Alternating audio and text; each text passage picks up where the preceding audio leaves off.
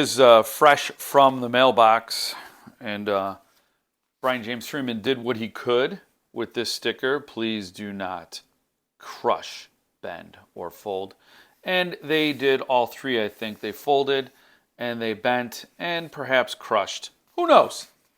Who knows? That's not on Brian James Freeman, of course. We can't put that on him, and I wouldn't. But here is the chapbook for the Patreon supporters at a certain level. That is $10 a month and higher. I do know he did a purple envelope for this release. Normally, he does a black envelope. So here it is. Mr. Purple, W.H. Chizmar, a.k.a. Billy. And it is a thick book. This actually has a squared spine, unlike Lividian's other chapbooks, which are just folded and stapled. This is actually like perfect bound. So it's a novella. It is 60 pages with artwork by Glenn Chadbourn. Chadbourn.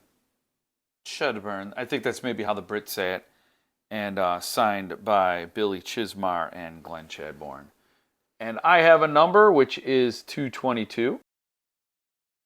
That is the number for all my chapbooks. And what's interesting is that it looks like 666 when it's reversed. Isn't that fun? So you'll get art pieces such as this, and this. So I'm going to read this. This is at the top of my TBR, which is going to be a current read immediately. So I should have a full review with this unboxing right after you see me sit around and read it for a little bit.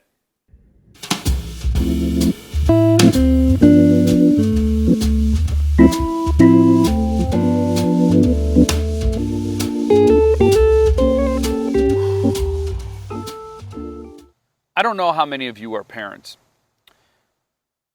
But if you are, then you've probably had your child tell you about a nightmare they had. They wake you up in the morning and they say, oh my gosh, I was so scared last night, I had this nightmare.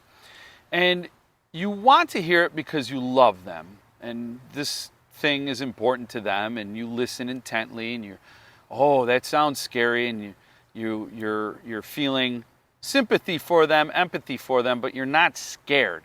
Because unless they have access to vocabulary that helps them convey the dread and the fear and the terror and whatever other emotion they were experiencing during the nightmare, unless they can really nail it for you in the translation, it's just not scary. It lives in their head, and that's how a nightmare is. It's mostly an emotion wrapped around a story, and the story is secondary to the emotion. Well, Richie Chizz wants everyone to listen to his son's nightmare. Because this book is scary in the same way a nightmare is terrifying. Only to the dreamer. You had to be there, and there is only in the dreamer's head. The nightmare, when you describe it, is not scary at all.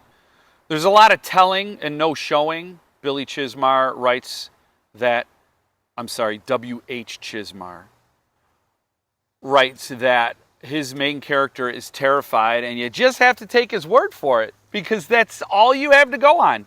Okay, the author says the guy's terrified. I'm not feeling it. It sucks to be the main character. Seriously, the story is about a guy who's beta testing a horror game, and the horror game scares him.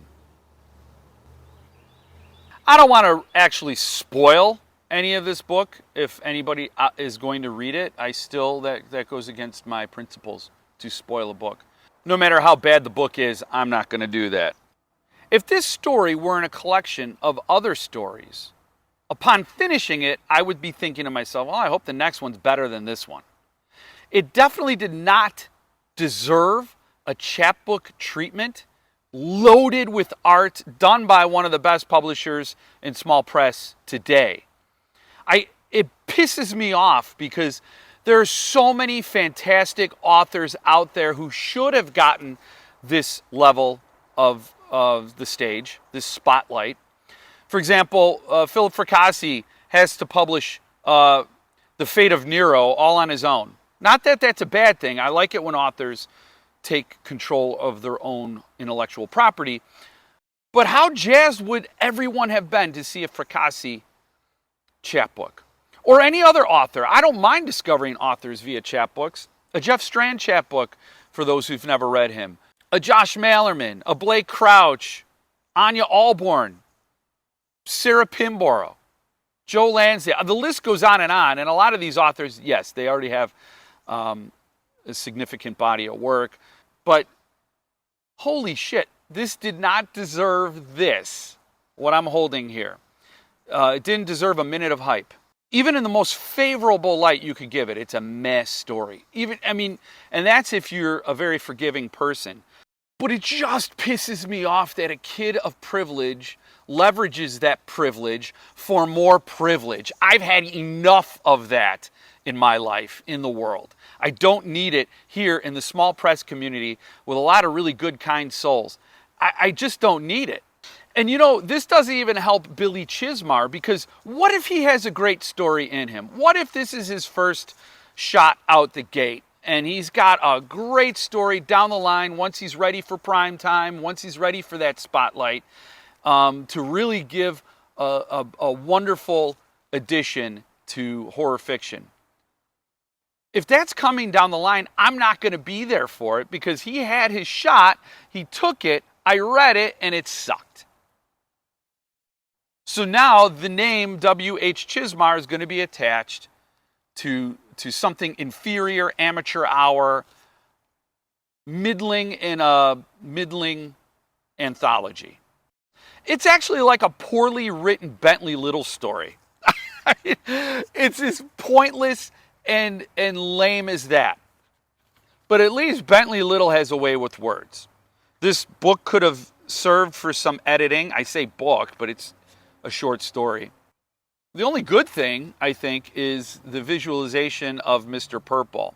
Mr. Purple is a freaky cat, right? He's a freaky character, brought to life by Glenn Chadbourne.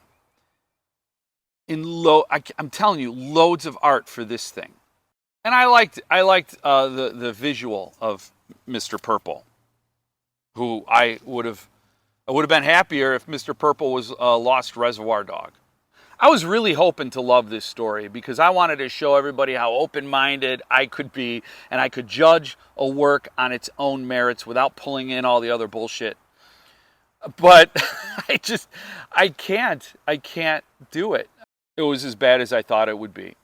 Brian James Freeman, blink twice if you're in danger. Like, does the Chizz have something on you? What made you do this? Why? You set up this Patreon to have all this great stuff. You've done chapbooks. Chapbooks from yourself? Yes! Champion that all day long. Doing dirty work, which I haven't read yet. All day long. Your work, great. Joe Hill, great. Like, you want that level. Why did you take this on? Why did you think, yes, I'm going to do a mini book on it. It's not just going to be, it's emphasis on the book, less on the chap. And I'm going to load it with art, get it signed, and give it this deluxe treatment. There are so many other deserving authors out there.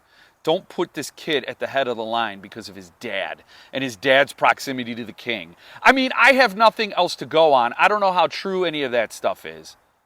But if that's the only reason anybody gives Richard Chizmar the time of day, it's pathetic and infuriating. A Chad Lutsky chapbook. How about that? So there's a lot of telling, very little showing, and absolutely no terror. There's no terror in this story. It's laughably bland. If you want to be scared by something purple, go watch those Happy Birthday Grimace commercials that are out right now. Hell, Mr. Munch from Chuck E. Cheese is scarier than this. Or go watch Five Nights at Freddy's, the purple guy. Anything. Maybe WH has a brilliant and bright writing career in the future. Maybe this will be someone's grail down the line 15, 20 years from now. I can't predict these things. But right now, it's something you should have been able to read free on a blog while the kid gets some experience developing his writing muscles and gets ready for prime time. This is like a Kiss cover band getting the stage at Madison Square Garden. I don't know. I could go on, but why?